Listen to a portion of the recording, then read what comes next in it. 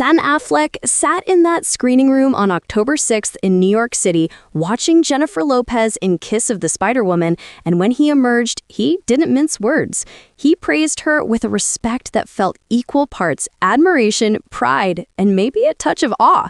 He said, "Jennifer is incredible in this movie. She's fabulous. It's an enormously difficult, it's singing and dancing and acting and holding together multiple tones. That's probably the maximum level of difficulty for a performer. She pulls it off with grace and aplomb. She's amazing, spectacular, and I'm thrilled to be a part of it." His voice wasn't distant or casual. The tone was close, intimate, almost protective. He also added, "This role, she was just clearly born to play." That's not a quote you drop lightly when the subject is your ex. To understand why his praise lands the way it does, we need to go back. Lopez and Affleck, Bennifer, first became a headline romance in the early 2000s. They got engaged in 2002, broke it off in 2004, drifted apart for years, then reunited in 2021. In July 2022, they married. But by August 2024, Lopez filed for divorce, and the split was finalized in early 2025. Throughout those phases, romance, separation, reunion, marriage, ending, both played their roles under the glare of public fascination. When Jennifer Lopez accepted his executive producing support on Kiss of the Spider-Woman, she made clear just how essential he was. In interviews leading up to the premiere, she said, "The movie wouldn't have been made if it wasn't for him and artist equity. I will always give him that credit."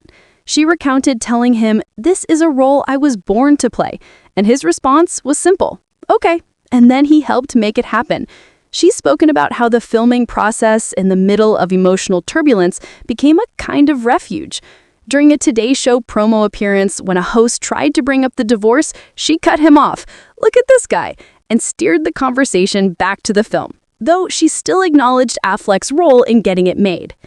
Now, at that red carpet premiere, their reunion was electric. It was their first public appearance together since the divorce was finalized. They posed side by side, whispered to one another, smiled, and leaned in. He called Lopez incredible, praised director Bill Condon, and expressed pride in the project. She publicly thanked him for making the film possible. It was as if two public lives that had diverged were intersecting again for art. Yet, not everything was seamless. On stage, Affleck stood alone, holding a Diet Coke while director Bill Condon spoke. For over 7 minutes, he remained unnoticed, until Condon turned and embraced him. He took it in stride, later delivering remarks praising Lopez, calling the movie exquisite, and expressing humility about being involved. That moment, awkward, human, unscripted, turned into one of the most talked about moments of the night. Media observers were quick to analyze their body language and dynamic. Some wrote that now, unfettered by marriage, they appeared to like each other more. One insider told Page Six, "They thrive when playing specific roles in each other's lives, Lopez as the glamorous diva and Affleck as the emotionally distant complement, and that dynamic works better outside the bounds of matrimony." On social media, fans debated whether this reunion was sincere, staged, or somewhere in between. But the electric energy, the closeness, the unforced praise, those were hard to fake. Critics are already speculating that Lopez might be in the running for awards season buzz. Kiss of the Spider-Woman premiered at Sundance on January 26, 2025, earning a standing ovation. It's set to open theatrically October 10, 2025.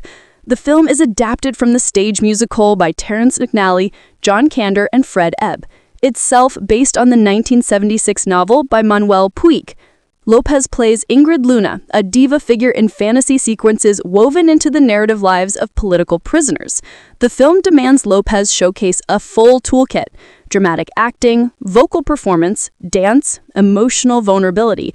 Those are high stakes.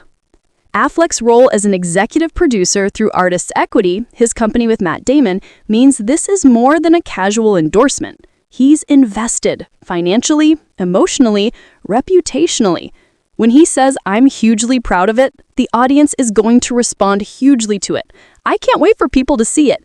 You hear more than optimism. You hear someone betting on something he believes in. This is the kind of alignment that looks cinematic itself.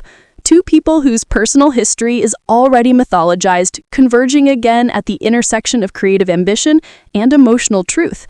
Affleck talking glowingly about Lopez amid their separation breaks many expectations. It doesn't erase their past, but it reframes it. It says, I can still respect you. I can still root for you. As the film rolls out, people will watch not just Lopez's transformation inside her performance, but the lingering threads between them. Will Affleck's praise nudge viewers in?